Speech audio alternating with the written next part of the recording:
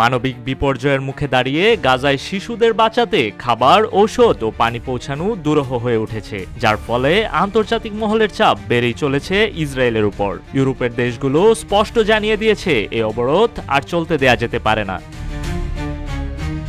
ইউরোপীয় ইউনিয়নের দেশগুলো গাজার উপর ইসরায়েলের সামরিক অভিযান অবিলম্বে বন্ধ করার আহ্বান জানিয়েছে এবং মানবিক সহায়তা বাড়াতে ইসরায়েলের উপর চাপ জোরদার করেছে। মঙ্গলবার নতুন হামলায় বহু প্রাণহানির খবর আসার পর এই প্রতিক্রিয়া আসে ইউরোপীয় ইউনিয়নের পক্ষ থেকে। যদিও ইসরায়েল দাবি করছে তারা মঙ্গলবার 93টি ত্রাণবাহী ট্রাক গাজায় পাঠিয়েছে, তবে জাতিসংঘ জানিয়েছে ত্রাণ সরবরাহ এখনো বাধাগ্রস্ত।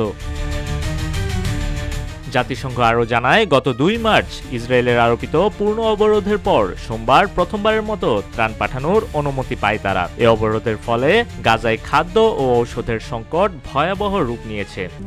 RICL TMX, যুগের পর যুগ স্থাপনা থাকে মজবুত, যা আন্তর্জাতিক অঙ্গনে উদ্বেগ ও নিন্দার জন্ম দিয়েছে। ইউরোপীয় ইউনিয়নের পররাষ্ট্রনীতি বিষয়ক প্রধান কাজা কালাস জানিয়েছেন, ইসরায়েলের সাথে বিদ্যমান বাণিজ্য চুক্তি পুনর্মূল্যায়নের বিষয়টি আলোচনায় এসেছে। তিনি বলেন, 27টি সদস্য রাষ্ট্রের একটি বড় অংশ এই কঠোর পদক্ষেপে সম্মতি দিয়েছে। গাজার পরিস্থিতি অস্থিতিশীল। আমরা চাই ত্রাণ প্রবেশের পথ দ্রুত খুলে দেয়া হোক।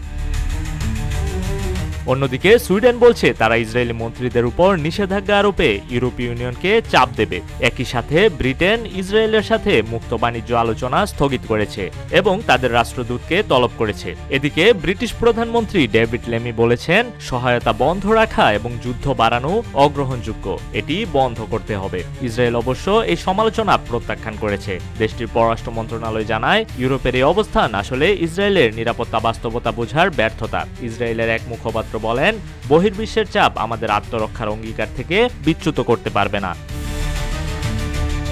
অন্যদিকে ইসরায়েলি প্রতিরক্ষা মন্ত্রণালয়ের সংস্থা কোগাট জানিয়েছে 93টি জাতিসংঘের ট্রাক গাজায় প্রবেশ করেছে, যাতে ছিল ময়দা, শিশু খাদ্য, ঔষধ ও চিকিৎসা সামগ্রী। তবে জাতিসংঘের মুখপাত্র স্টিফেন ডুজারিক বলেন, ইসরায়েলি সবুজ সংকেতের জন্য তাদের কর্মীরা ঘন্টার পর ঘন্টা অপেক্ষা করেও ত্রাণ তুলে দিতে পারেনি। জাতিসংঘের মানবিক সহায়তা প্রধান টম ফ্লেচার বিবিসিকে বলেন, সময় মতো সহায়তা না পৌঁছালে আগামী 48 ঘন্টার মধ্যে প্রায় 14,000 ফিলিস্তিনি শিশু মারা যেতে পারে। মার্কিন সিনেটের একটি বৈদেশিক কমিটির বৈঠকে মার্কিন পররাষ্ট্রমন্ত্রী মার্কো রুবিও বলেন, সরবরাহ পর্যাপ্ত নয়, তবে ভবিষ্যতে ত্রাণ প্রবাহ বাড়ানোর আশা করছেন তারা। এই পরিস্থিতির মধ্যে ইসরায়েলি বাহিনী গাজার অভিযান তীব্র করেছে, সেখানে তারা হামাসকে নির্মূল করার প্রতিশ্রুতি দিয়েছে। যুদ্ধের ছায়ায় যখন রাজনীতি, তখন মানবতা চুপচাপ রক্তাক্ত হচ্ছে সীমান্তের ওপারে। গাজায় আজ শুধু ত্রাণ নয়, দরকার একটুখানি মানবিক বিবেকেরও। ডেস্ক রিপোর্ট, রূপালী বাংলাদেশ।